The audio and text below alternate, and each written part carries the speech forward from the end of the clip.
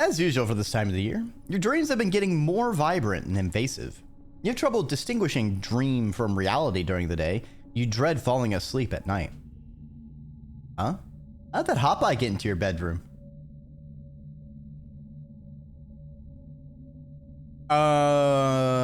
Wait. Wake yourself out of the dream. You resist the temptation to chase the little hotbye and instead lay back down in the bed, telling yourself to wake up, wake up. It works. I was like, no! Mental skill increase reduced by 1. We have insomnia, but we're enlightened. Oh, excuse me. Milky, quiet sunlight pours through your window, flakes of bromide snow piling up against the glass. You feel as tired as when you went to bed. It's your birthday. You're 19 years old. Only one more year as a teenager.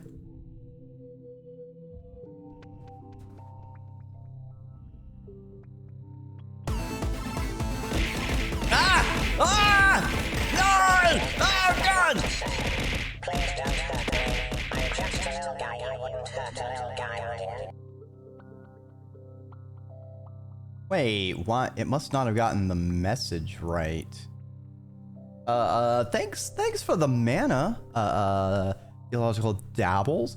I seem to have forgotten to initialize the critters. So that is a mistake. Let's get them back up. Okay, so critters initialized.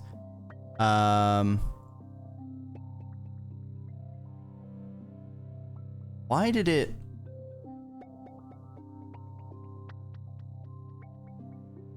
Okay, so if I run it back... I'll try again. I forgot what to say. Please don't hurt me. I'm just How did you forget what to say?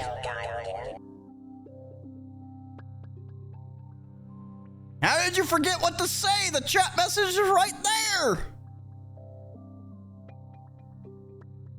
It should have been populated. Don't you love having extemporal visions of your lives you've lived, are living, and have yet to live every year around your birthday? I'm sure it's not confusing at all whatsoever.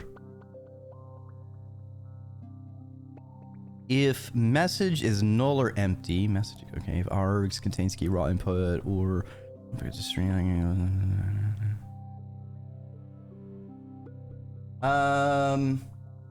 Does a cheer message not populate raw input?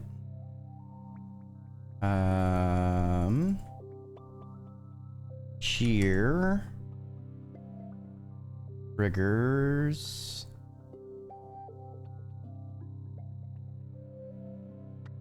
No, it's not using raw input. It uses message.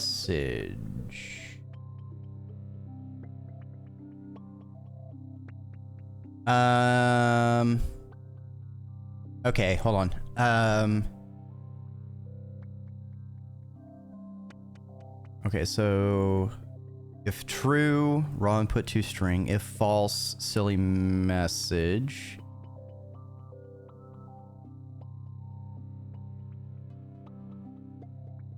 Wait, what's the fucking point of... Why am I doing that twice? I drink the water. Ah! Fuck!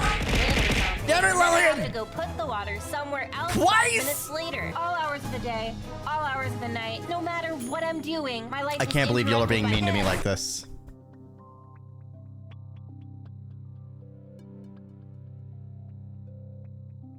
Okay, we need a multiple conditional.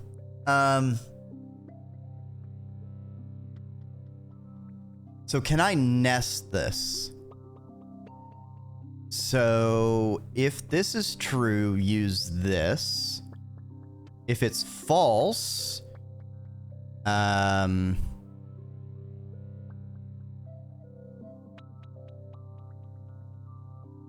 know what? I need to copy this real quick. Make sure I don't lose my code. I've definitely not made changes to my code before and then forgotten what the original was and completely f***ed myself up. Okay.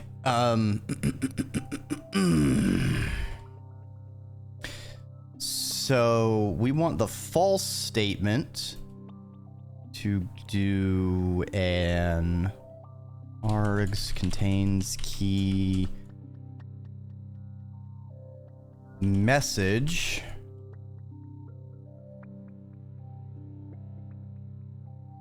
And question mark args message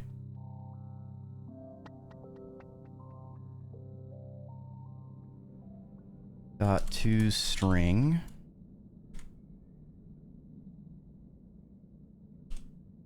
and then we do that. False will go to that. And then we have our terminating semicolon. All right. Does it compile? It does compile. Does it work? All right. So let's requeue it with the modified critter speak. Have somebody's for all that piss. Hey! Code on the fly, baby. It's like I'm actually programming. Fuck yeah. Oh yeah. Oh, fuck yeah. That's real nice little code there. Nice little C# you got. All right, back to the game. Tammy beams when she sees you, like there's nothing better in the world than the sight of your face. Happy birthday, Solana, she exclaims. She comes in for her annual birthday hug, throwing her arms around you and giving you a big squeeze. Here, I got you this. Oh wait, this is the same event it always is. This doodle takes so much abuse. No. But how does he code with boxing gloves on? Well, as a worm, I'm basically kind of already coding with boxing gloves because you know I have a snoot and a tail, so you know I'm like kind of like, you know, if I'm using a programming keyboard, like it's very big, so I can just kind of hitting the individual letters, you know? But I can code twice as fast because you know I got my tail on one side and my snoot on the other. I can just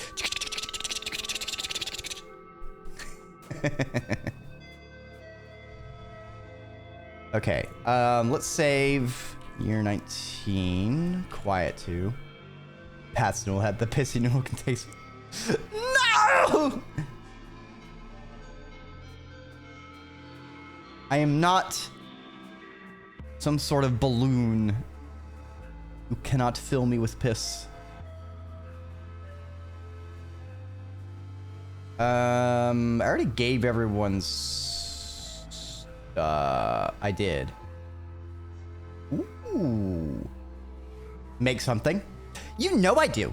Nomi exclaims. I've had this idea in my head for months. I want to build build something huge, and I need your help.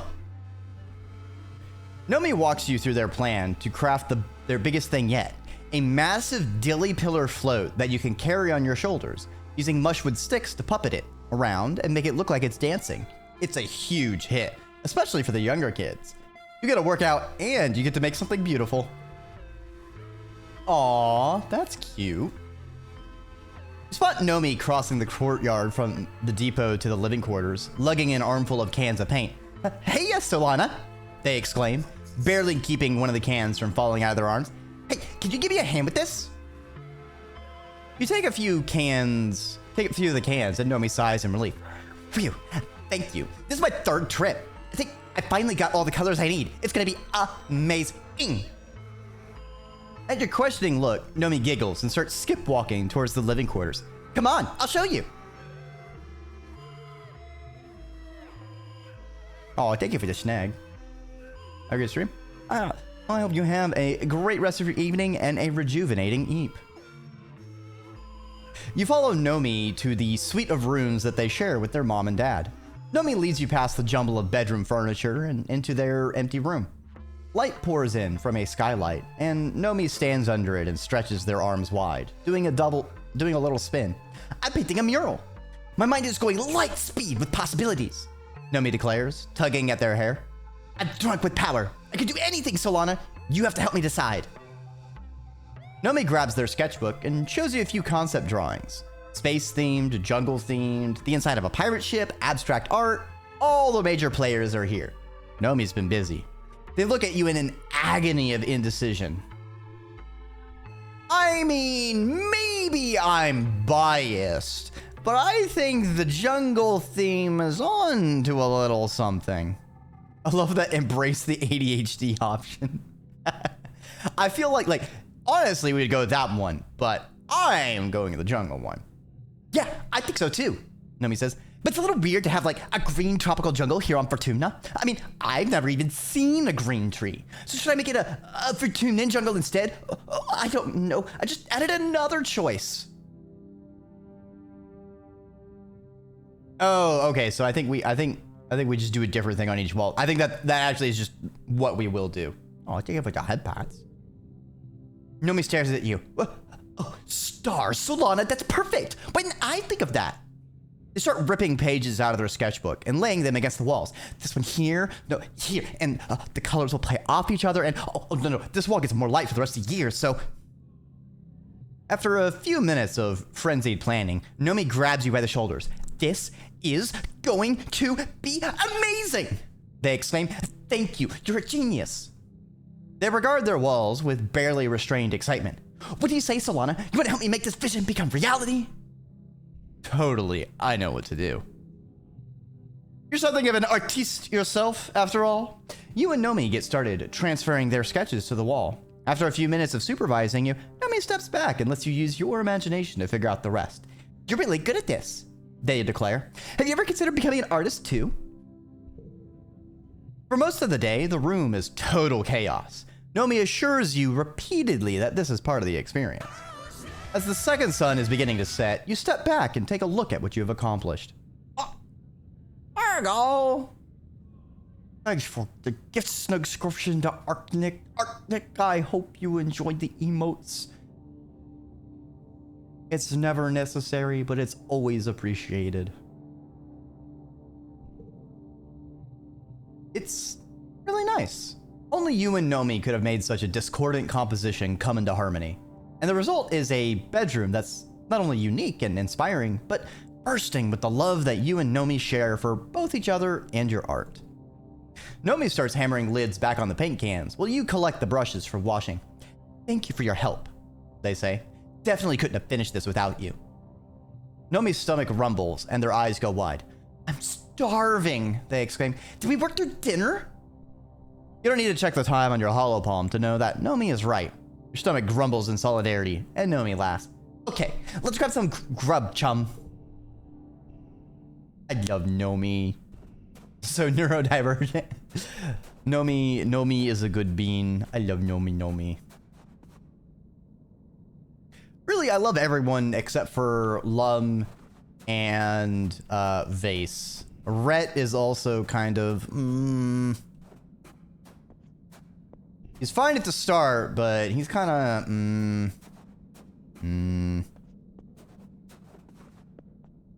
Alright. I want to save again. And let's keep doing the cafe. Tangent is a frequent visitor to the cafe. She may not get tired like other people, but she needs all the stimulants she can get for her all-day study/research sessions. She usually keeps to herself in a corner of the cafe, but sometimes she sits at the bar and graces you with some small talk, or asks a question about what you think about living on this planet. You never really tell what her mood is going to be. It seems to fluctuate based on how well her research is going. Speaking of research, she seems determined to try every possible way to drink Blep tea. Pour it long, she orders, double strength and bitter, the way Instance brews it in the lab. Coming right up. You brew Tang the blackest, sludgiest Blep you've ever made. Even when the cafeteria's old auto brew broke and started mixing motor oil in with the tea, it wasn't this muddy. Tang takes a sip and shudders. Perfect, she says. Hey, if you see Dice, can you give him this? She places an object on the table. It's a large, rainbow-hued crystal, a bit like the holopalm interface embedded in your hand. Stimulus using drugs. Yeah, exactly. Blacker than the blackest black times infinity. Whole death clock. Good stuff.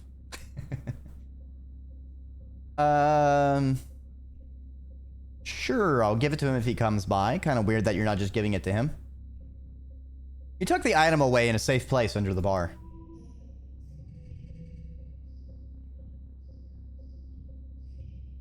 I mean, there's just locking in a 9 right in the middle. All right, we'll work with it.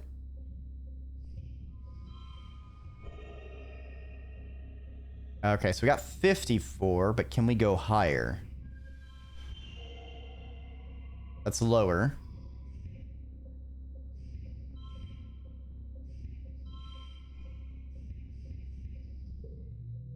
Ah, that is the highest. Nice. 25 kudos? Hell yeah, baby. Let's do... Actually, we'll do one more work, and then we'll remove cards. Just because. Doing a quick check of people. Actually, I wonder if we give the crystal to Dice. So maybe we just run over and talk to him.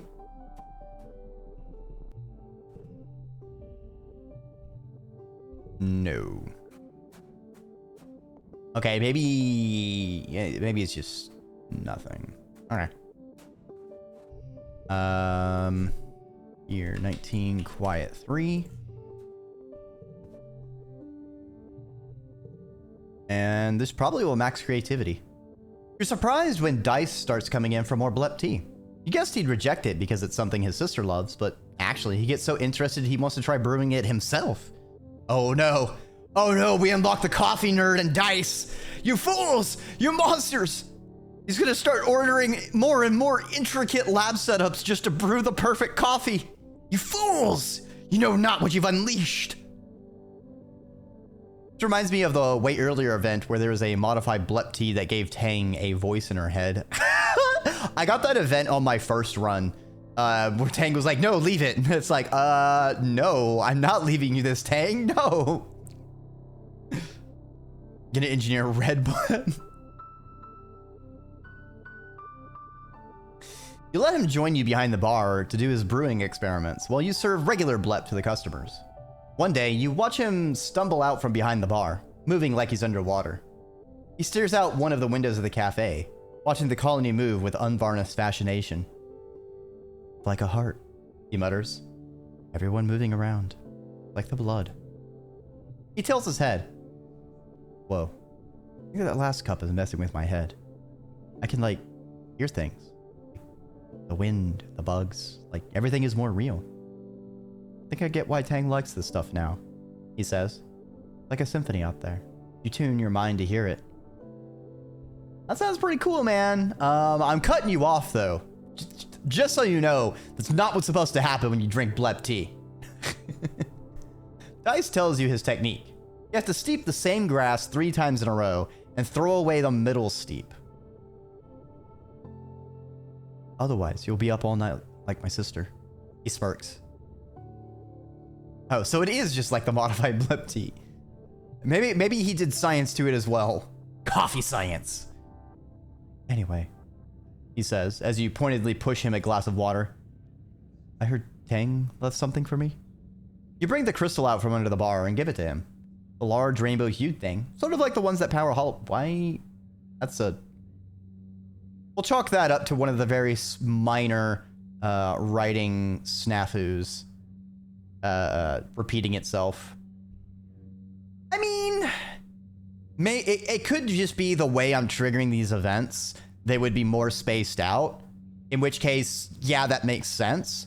But if they're naturally events that go one after another, it's kind of a little like you're repeating yourself with the same information. I don't know. Fucking pedantic nitpicking tier qualms with that sentence. You tell him that his sister left it for him. Apparently it was their mother's. He sits and stares at it, turning it over in his hand like Tang did. So what is it? Girl communicator, he says. She always wore it around her neck. She died when we were only 5 years old, but I remember it. She nods sadly, remembering when it happened.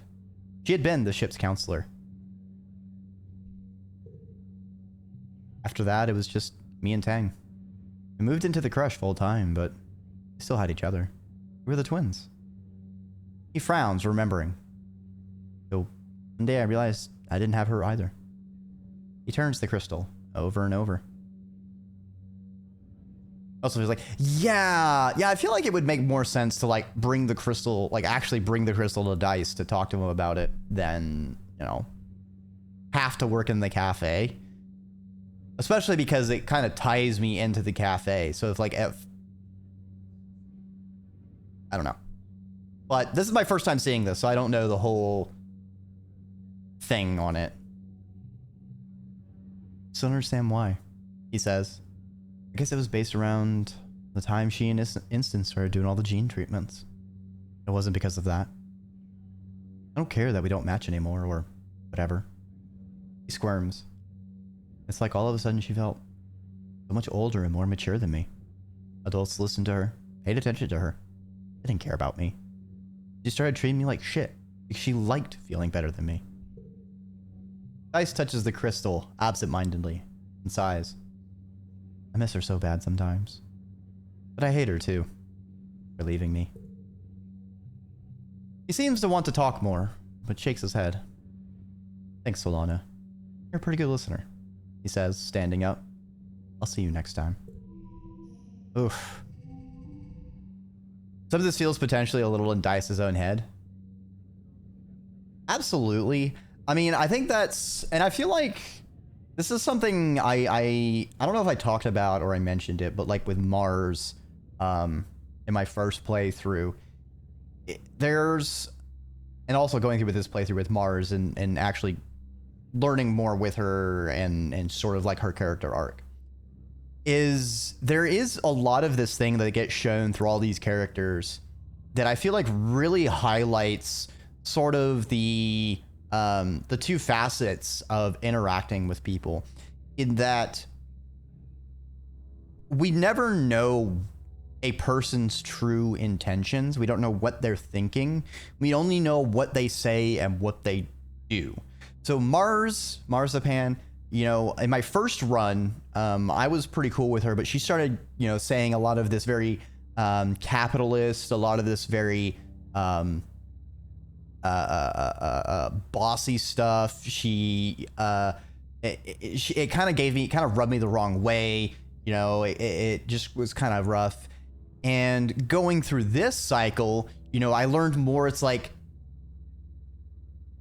the way she was thinking about things is that she was trying to help people, that she was trying to, you know, do all these good things, and it just didn't come across that way to me and others a lot of the time. But like, you could still see the little ways in how she cares for others, like how she was, you know, getting stuff for Tammy or you know, things like that. Or like when she was trying to talk to Dice about, you know, him smelling, is like, hey, you know, you just smell nice, you know, other people generally like, you know, things like that. So it's just like stuff like that. So it's like there could be the dichotomy of where like Dice is thinking one thing about Tangent and just the way he's perceiving what's going on, but it's not the same thing that maybe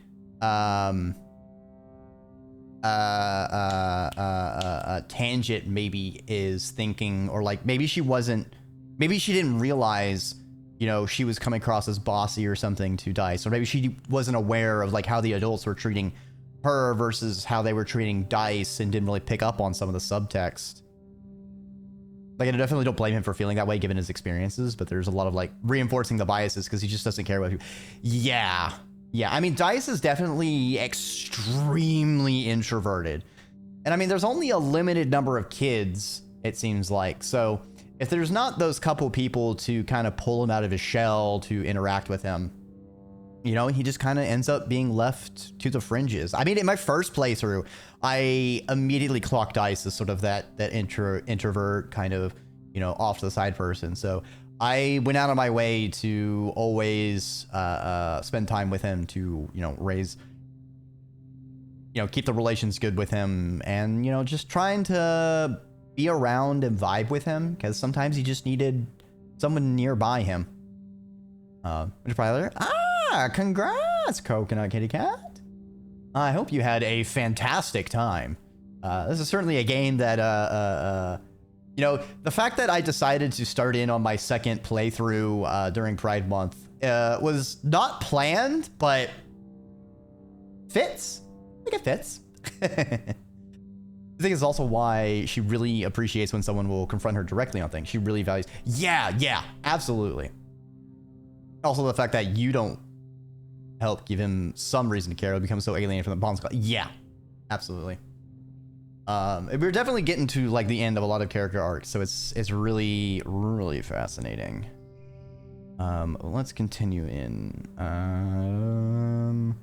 Let's do the cards with gems. Get this up to a 9. Get this up to an 8. Well, that's not useful. And get this to a 6. Ooh. The 43. The 45.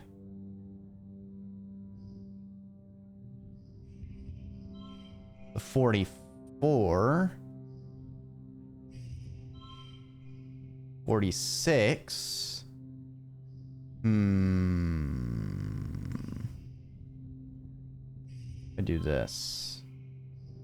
Still a 46. And we don't need to... We don't really need to max. I think we're good. We could have gotten 48. Oh my dog. 1 point away. Okay, dude. Okay. All right. Okay. Ooh, a crystal. Oh, thank dog we found a fucking crystal. This really did get the feeling and characterization of growing up, being ignorant and learning and change. Absolutely. God, I definitely could like probably spend hours talking about all the ways I love this game. From you know, the art, the design, the variety of characters, how the characters interact with each other, the way the game system interacts with the game itself, and how they all just come together into a cohesive whole. And like, and that's why I say like any of the tiny complaints I've had about this game are just such small nitpicks. I think like the biggest complaint I would say is only related to sort of like, I wish there was a little bit more that I could do to affect the whole anemone character arc. And I can't really say anything in regards to Vase because I don't even have the spoons to deal with that. And it's a Undertale murder route kind of thing. Like I'm not even going to entertain that thought. I don't have any interest in that. It's the same reason I've never done any of the events hunting in the swamp. I don't want to do any of that. So that's definitely there are sections of this game that I can't even make a judgment on because I'm not interacting with it. And it could be that I'm making incorrect assumptions and there is useful stuff that could be in there. I don't know. It's been a fairly complete game without interacting with them. So even for that, amazing design. Love it. Then yeah. My first playthrough, I was going to try and romance an enemy. So that got put on the brakes real fast. I tell you what. That got stopped lickety-split. Oh, take it for the boobs. Have egg.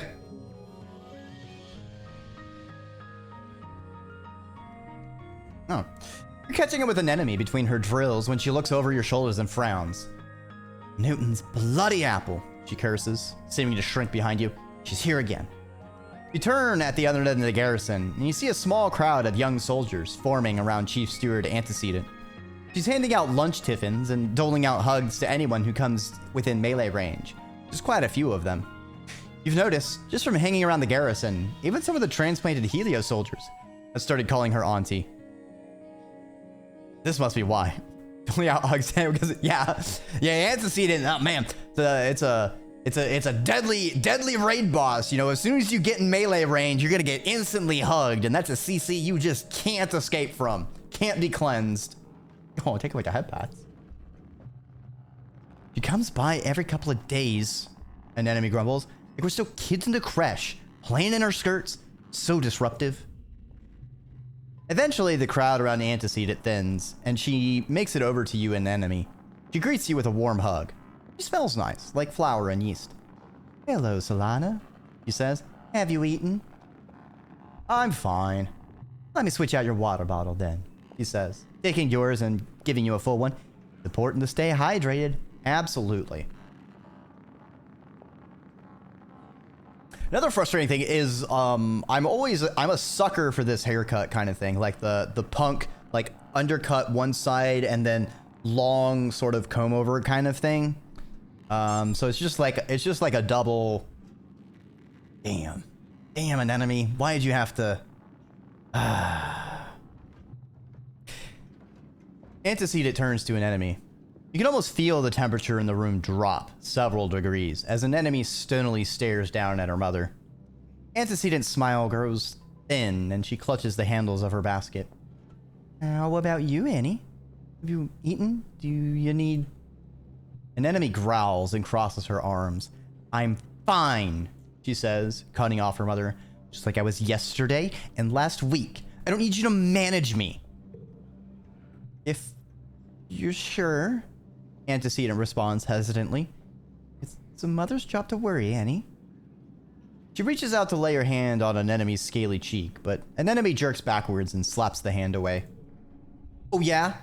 An enemy retorts. You just sit around and worry? Must be nice. I bet you'd like it if that's all I did too, huh? If I quit being a soldier and spend all day cuddling babies and wiping their noses and fixing clothes like you did? Nice and safe in the creche forever? Aw, that's kind of mean, an enemy.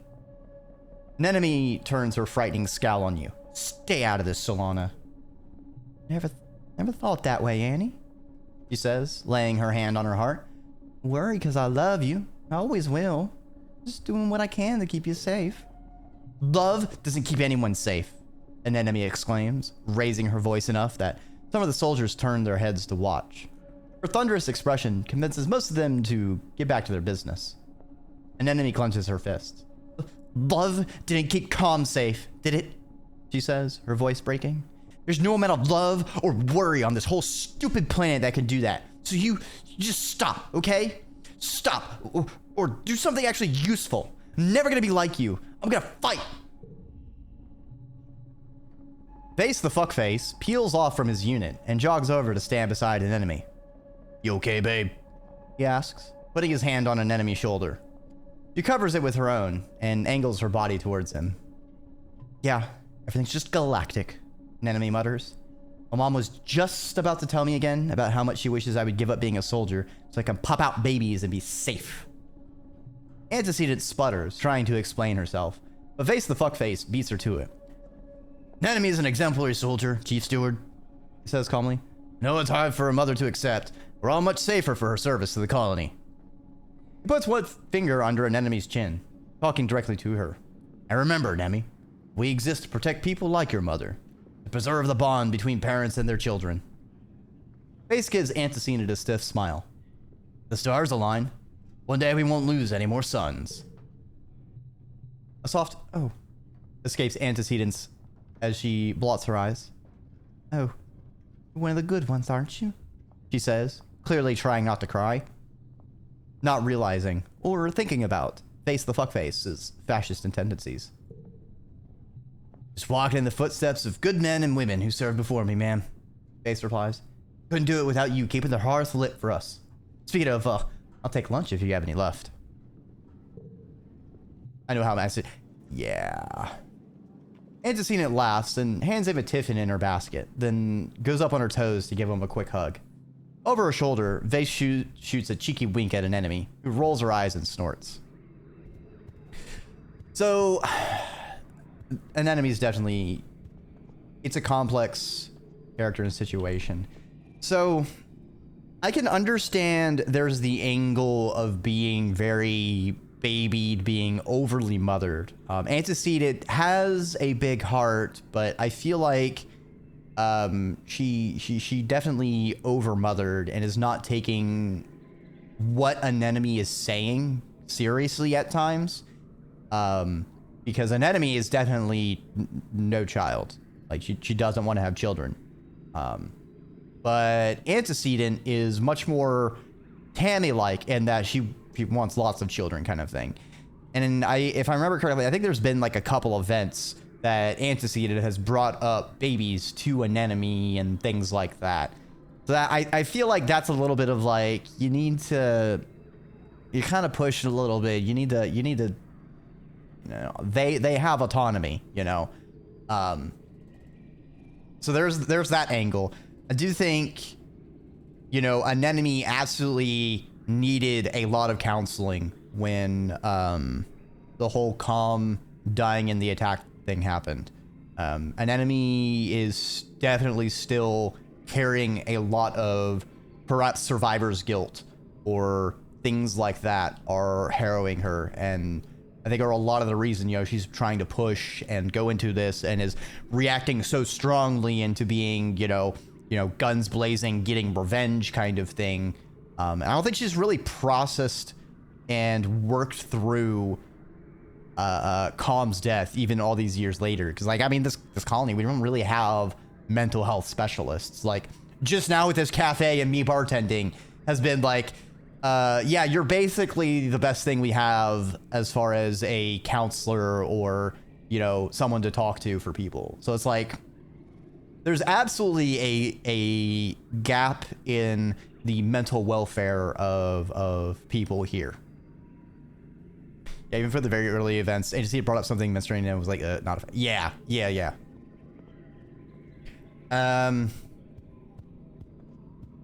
Right.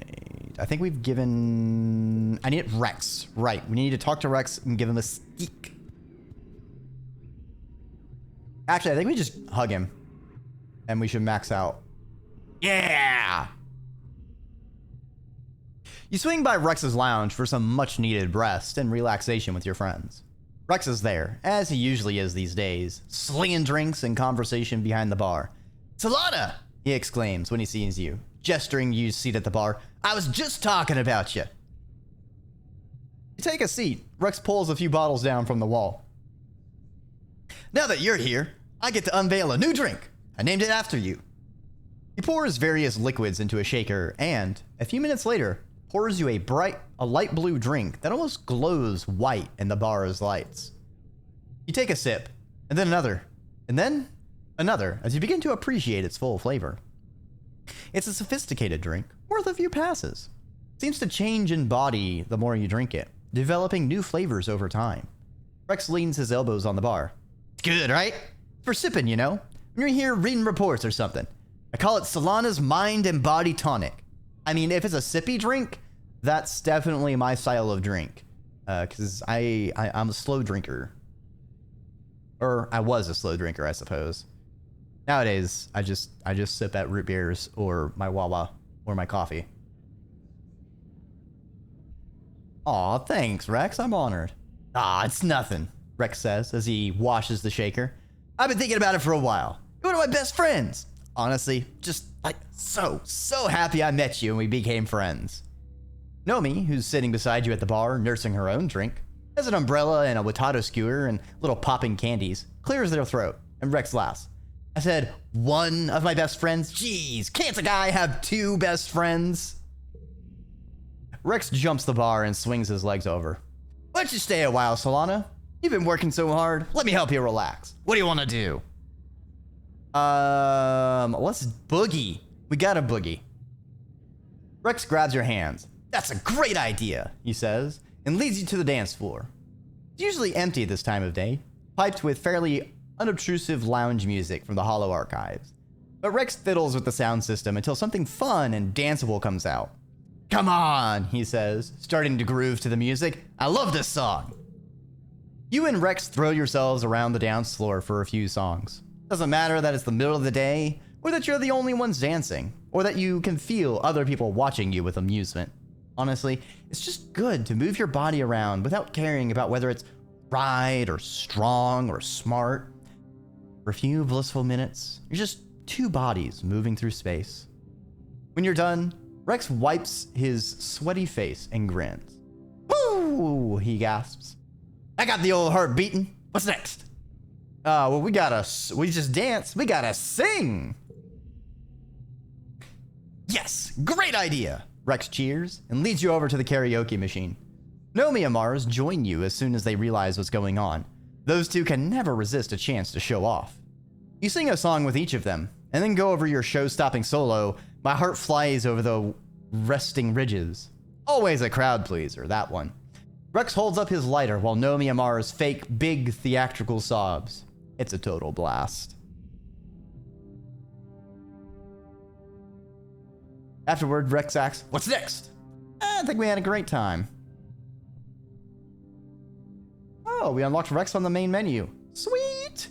I'm glad, Rex says and wraps you in a big hug. I'm serious. You're like the best part of this whole colony. I don't know why you picked me, but happy you did. He walks you to the door of the bar and waves as you depart. Love how Rex is just like that. Like, he's super easy to be friends with because he loves it. Yeah, Rex is great. I love that he's a dog boy and he loves sticks. They could easily have gone the other way of like, just because I'm a dog, you know, doesn't mean I like sticks. Ugh, jeez. But no, they just lean into it. And yeah, Rex and Nomi are great beans. Okay. I think one more at the cafe should finish us up. Is there anyone I forgot? Nomi. So we really only have Nomi and an enemy.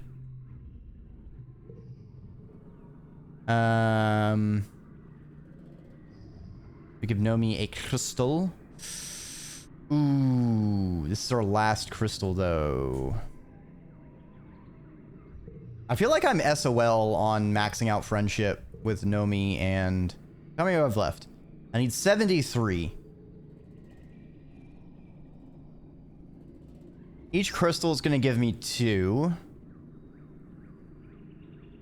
This could be like 2, 4, 6, 7, 8 for giving on our birthday. Yeah.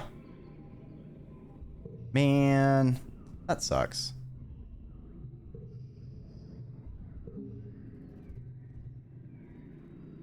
We'll just give her a stick, and we'll save the crystal for her birthday. Nomi's definitely one of the rougher ones because they show up so late. Yeah. I feel like I almost have to just do workplaces that give me relationship with Nomi. We're never removing Save Tammy, so we can just skip over that. Remove this. Doing a bit more deck thinning. And let's work the cafe. In the evenings, the mood in the lounge shifts from coffee shop to bar. The lights go down, the music gets a little louder. You tend to serve more alcohol than blep tea. Well, fermented potato juice, which the adults generously refer to as cider. Folks come here for quiet conversation, often with you. You're happy to oblige. Getting late, but you're still open. Slinging cider and collecting gossip. An enemy slides up to the bar. Hey, Solana, she says, pushing her scraggly hair off her forehead. She looks exhausted. Can I get a cider? Minors aren't supposed to be drinking, but like many things in the colony, more of a suggestion than a rule. Nenemy's only 18, but she's been through a lot in the past years. You all have. I'm going to give you... Do I give her alcohol or do I give her tea? Huh.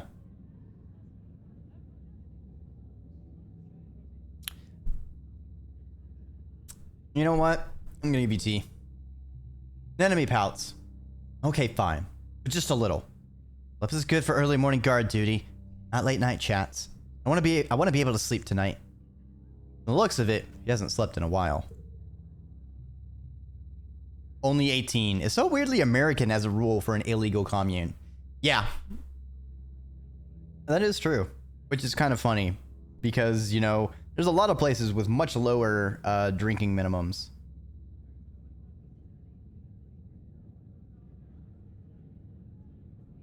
I mean, even America, 18 is only for like public establishments. For a lot of states, parents can give their own underage children like their own alcohol, like when at home and such, just fine. Are they meant to be from all over too? Yeah. Yeah, they are. She nurses a cup of weak blep tea, stands wearily. I'm eating face tonight, she sighs. He hates it when I'm late. I'm from Scotland. It's from 5+. No! Alright, I think we can draw, like, I feel like there's still a too young there. Come on! They at least need double digits.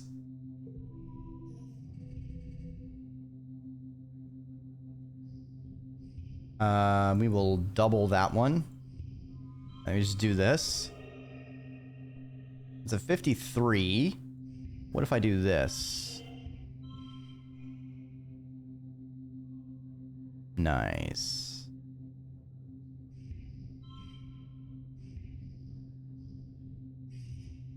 All right, so we're not going to be getting the max anyways because I'm using the arrow. I want the extra kudos. Give me the money. All right, we maxed out creativity. What'd that give us? Give gifts every month instead of...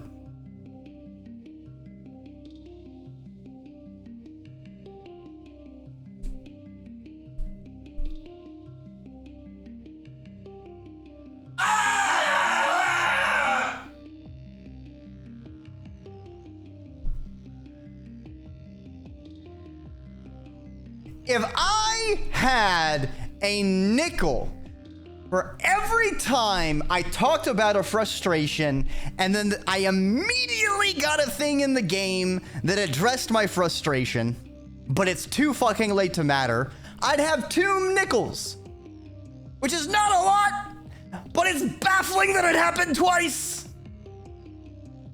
Well, today I learned. Great, we can give them gifts for the next handful of months. Unfortunately, I don't have the best things to give. Can I give her fruit? Is that okay? Sure. What about you, Nomi? Do you like fruit? Cool. I feel like we may still have a chance with Nomi. No. Thing is, I would have to switch to doing the robots, and I'm liking the okay. If we get a cafe generic and not like a character event, I'll switch to doing robots. Year 19 P2.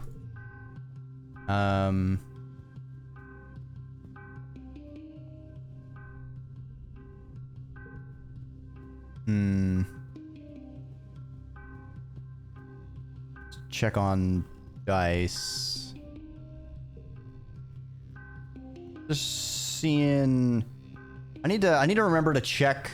Yeah, I need to remember to check the quality for random spawns like that. Also, yeah, that would help. That would have helped a lot in maxing Nomi. Would have been nice if I had done that a long time ago. Even fucking new cards. Chance to get extra skill. Like fucking. Oh, I can't believe it.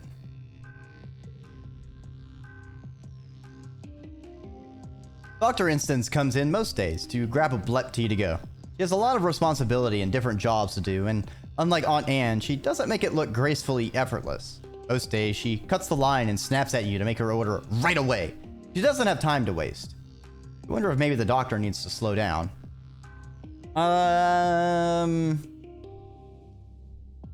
Make her what she wants quickly. She thanks you and heads back to the lab.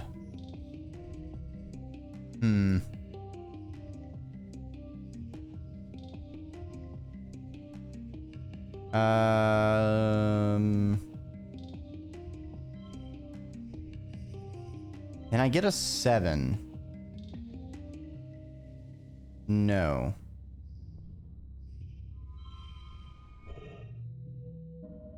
Damn, I could have gotten a 59? Sheesh.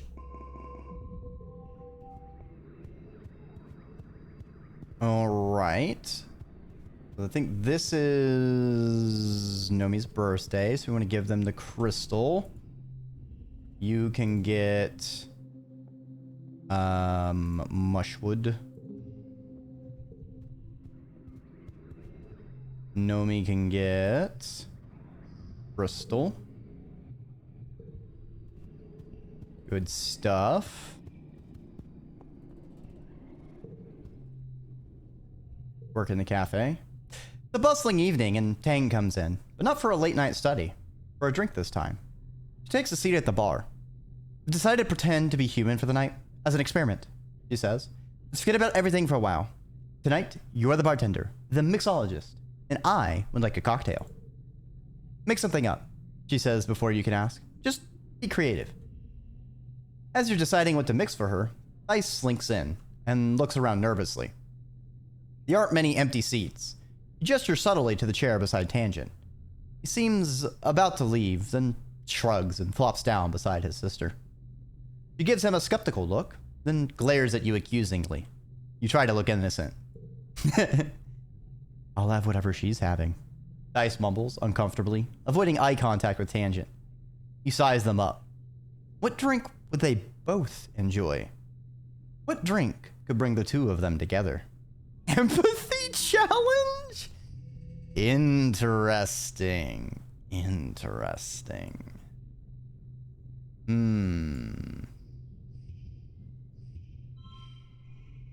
All right. Get this out. Plus 2 to and from gems. All right, so we've got 1, 2, 3 gem cards. Double. Okay. We can just do this. Okay. Hopefully I get some of my better gem cards. Ooh, and I did. All right, so double the card to the right. Actually, hold on.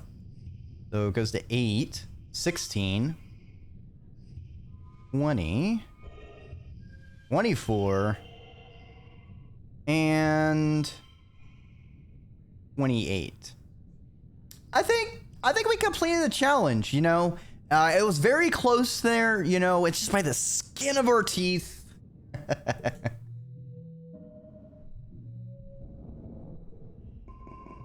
You got this. You expertly measure the cocktail ingredients, shake it over ice with just a tiny bit of flair, and strain it to 2 coupe glasses.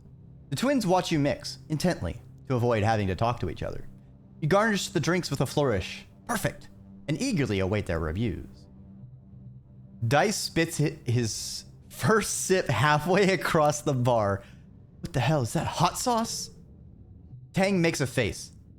And raw egg? Are you trying to poison us? Then Dice starts laughing, and suddenly they're both laughing. What do you think? We hate it! They both say. Mission accomplished!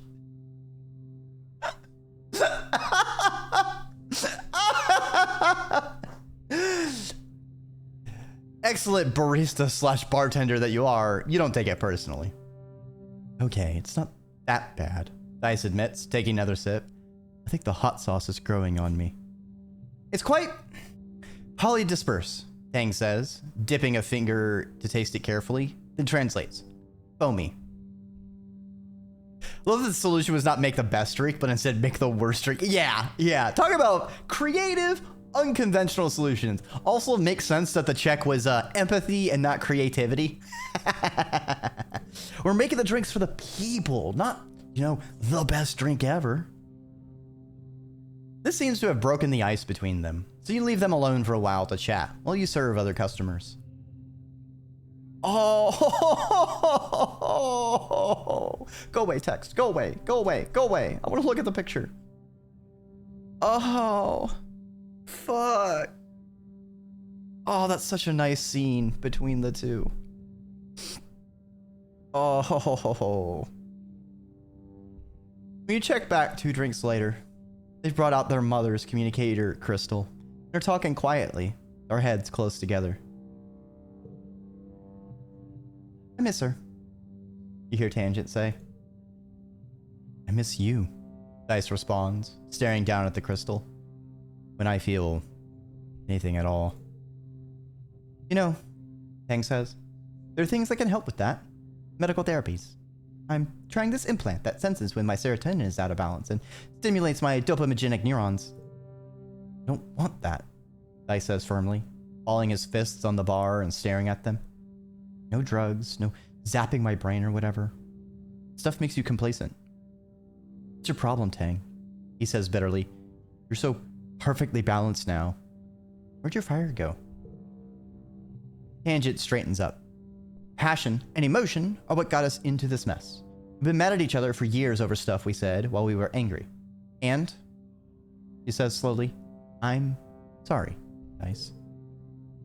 He holds her gaze for the first time of the night. Me too, Tang. I'm really sorry. As you turn away and begin to wipe a rag over the bar, you feel you have truly earned the title of mixologist.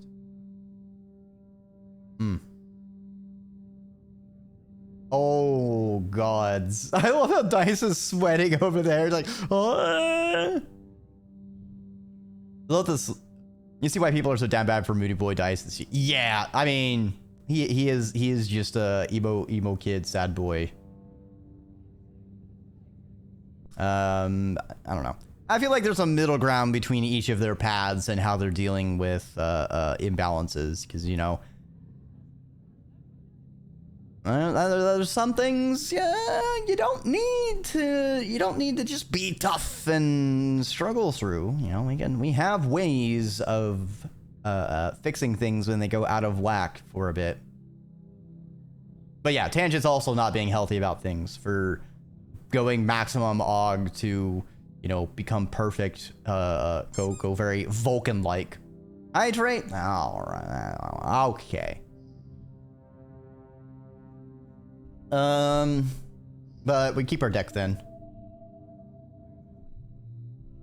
All right. All right. Overthrowing Lum is coming up. So let's make another safety save. She's being socially acceptable about it because you just suppressed. Yeah, you know, she's just following orders. Here, have a fruit.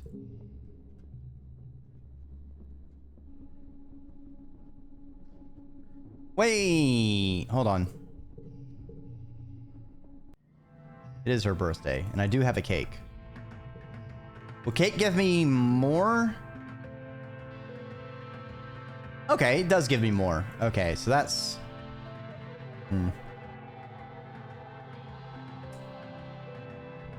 Still think we're pretty SOL for no me and an enemy.